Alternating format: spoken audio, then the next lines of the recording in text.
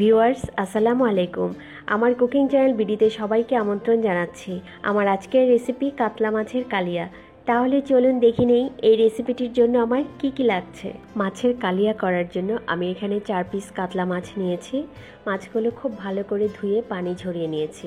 আমি এখানে মাছগুলো লম্বা করে একটু বড় পিস করেছি, আপনারা আপনাদের পছন্দ মতো পিস করে নিতে পারেন।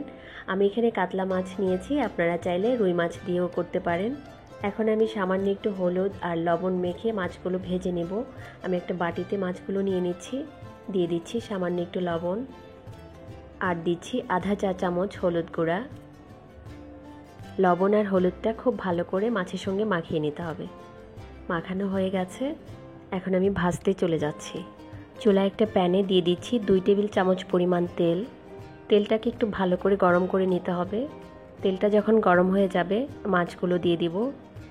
এখানে মাছগুলো কিন্তু খুব বেশি লাল করে ভাজবো না, এক পাশ হয়ে গেলে উল্টিয়ে দিব। আমি মাছগুলো উল্টিয়ে দিয়েছি। এইভাবে আমি চারদিকেই মাছগুলো হালকা করে ভেজে নেব। মাছগুলো ভাজা হয়ে গেছে, এখন আমি প্যানটা নামিয়ে রাখছি। রান্না করার জন্য চুলায় একটা প্যানে দিয়ে দিচ্ছি আধা কাপ তেল।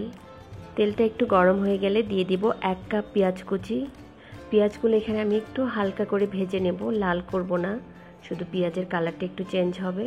পেঁয়াজের কালারটা চেঞ্জ হয়ে এসছে। এখন দিয়ে দিচ্ছি আদা বাটা আধা চা চামচ, রসুন বাটা দিচ্ছি আধা চা চামচ, আর দিচ্ছি পেঁয়াজ বাটা 1 টেবিল চামচ। এখন এই তেলের মধ্যে সব কিছু একটু ভালো করে ভেজে নিতে হবে। এখন দিয়ে দিচ্ছি 1 চা চামচ মরিচ গুঁড়া, ঝালটা যে যেমন পছন্দ করেন সেভাবেই দিয়ে নেবেন। হলুদ গুঁড়া দিচ্ছি 1 চা চামচ, স্বাদ মতো লবণ দিয়ে দিচ্ছি। এখানে মশলাগুলো কষানোর জন্য অল্প একটু পানি দিচ্ছি। এখন ভালো করে নেড়ে মশলাটা কষিয়ে নিতে হবে। মশলাটা যখন কষানো হয়ে যাবে তেলটা উপরে ভেসে উঠবে। মশলাটা যখন খুব ভালো করে কষানো হয়ে যাবে এই পর্যায়ে এসে দিয়ে দিব আধা চা চামচ গরম মশলা গুঁড়া। এখানে আমি এলাচ, দারচিনি, লং সমপরিমাণ নিয়েছি, সাথে একটা তেজপাতা দিয়ে একটু তেলে ব্লেন্ডারে ব্লেন্ড করে সেখান থেকে আমি আধা চা চামচ দিয়েছি। দিয়ে দিচ্ছি মেথি গুঁড়া আধা চা চামচ, মেথি আমি ব্লেন্ডারে ব্লেন্ড করে নিয়েছি।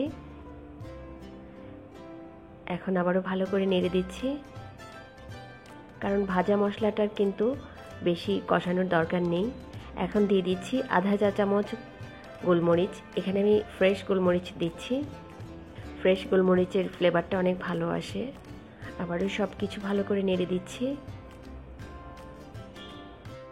দেখেন তেলটা উপরে ভেসে উঠেছে। এখানে আছে 2 টেবিল চামচ টক দই, একটু পানি দিয়ে ভালো করে ফেটিয়ে নিচ্ছি। টক দইটা দিয়ে দিলাম।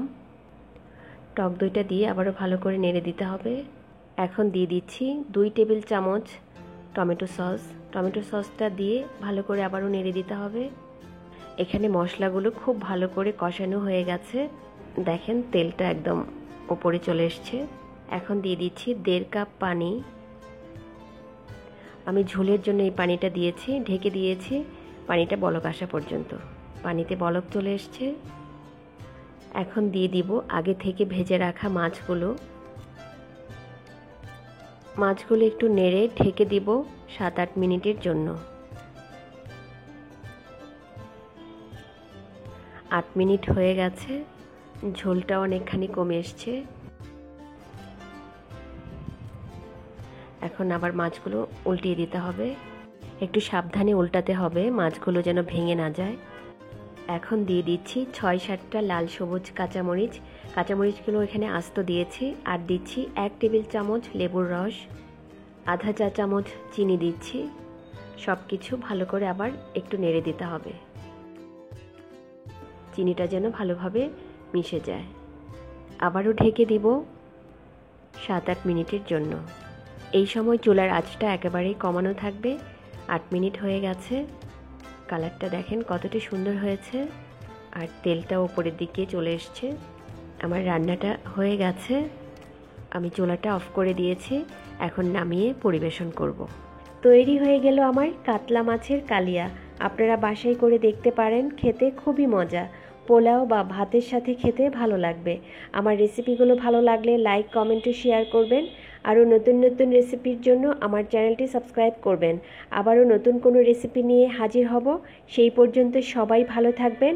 ভিডিওটি দেখার জন্য অসংখ্য ধন্যবাদ। আল্লাহ হাফেজ।